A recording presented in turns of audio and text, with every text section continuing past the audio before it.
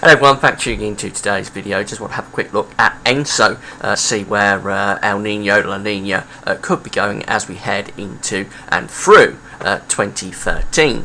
I did the first video last year, of course, talking about the El Nino that I was expecting through 2012-2013.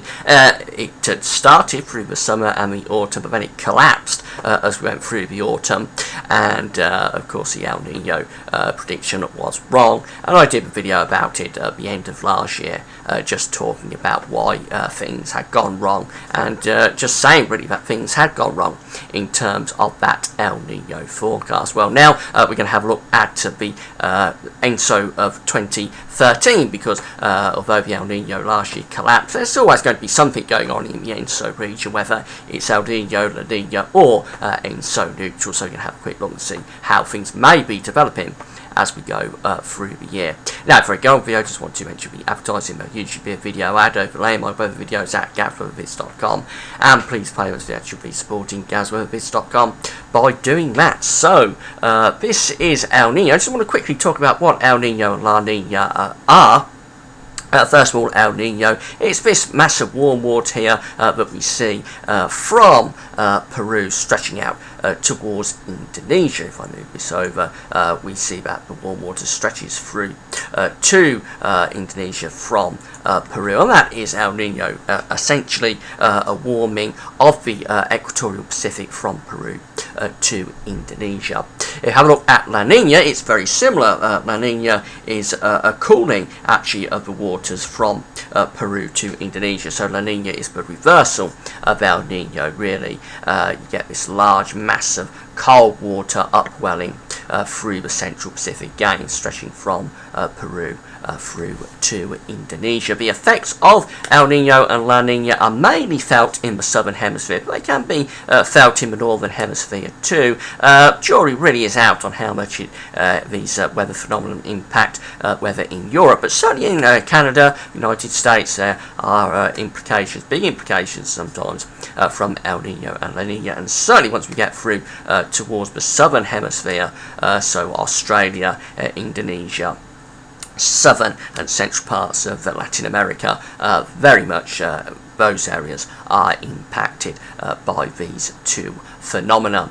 So let's see where we are currently in terms of the ENSO region, and this is the latest sea surface temperature anomaly from NOAA in the United States. And remember, you can find these charts, this website on my links page. All the websites used for this video can be found on my links page. So this is the current situation in the equatorial Pacific from Peru to Indonesia, and basically we're at ENSO neutral at the moment. We've got a very, very slight sort of La Nina signal, but it's not at the threshold that could become a La Nina, and it doesn't look as though it's going to do so in the foreseeable future. So we've had an ENSO neutral winter, and that is likely to remain the case for the rest of the winter into the first part of the northern hemisphere spring of 2013. But let's see what models are predicting in terms of where we go next. So this is where we are currently at the start of February.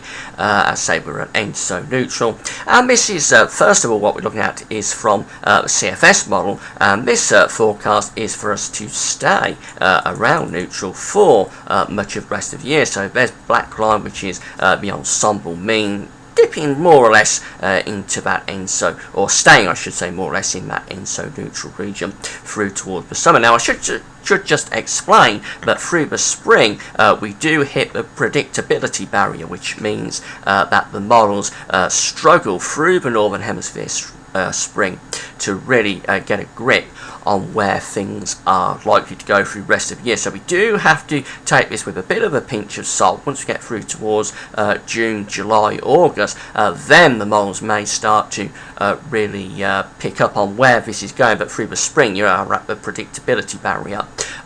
So it is difficult. So it could be that this model is keeping things at neutral throughout into the summer because it doesn't really we can't see where it's going next. But the prediction here really is for ENSO neutral to persist through the rest of the first half of the year anyway, and into the second half of the year actually we just rise a little bit above in towards the El Nino threshold, but we're not really going into the El Nino threshold. Actually, we're staying at ENSO neutral even to the end of the year. It's just that we rise up a little bit. So definitely the signal there from the CFS model is for us to remain at ENSO neutral for the rest of the year. What about the Jamstech IOD model? And again, this is where we are at the moment, around here, just dipping down into that ENSO neutral region. And yes, the model does predict us to remain at ENSO neutral for the rest of the, certainly the first half of the year and into the second half of the year as well. Quite a bit of scatter here, as you would expect in an ensemble. Some of the members of the ensemble do go well up into El Nino territory, or weak El Nino territory anyway, and some go down into moderate La Nina territory. But the ensemble mean, which is the red line, does persist around ENSO neutral for the rest of this year.